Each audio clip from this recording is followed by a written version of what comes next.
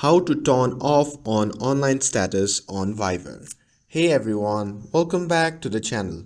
In today's video, I'll show you how you can turn the seen status on or off in Viber. So now without further ado, let's get started. So first, open the Viber app on your phone and make sure that you are logged into your account. And once you are inside the app, simply tap on the three dot icon shown in the bottom right corner of the screen. And once you are in the menu section, simply tap on the option label settings. And here once you are in the settings section, simply tap on the privacy. And in the privacy section, simply look for the share online status option. And if you don't want others to see when you are online, simply tap on the option to toggle it off.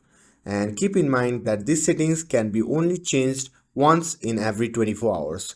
So if you want to make your online status visible again, just turn the option back on by tapping on the circle icon. And that's it.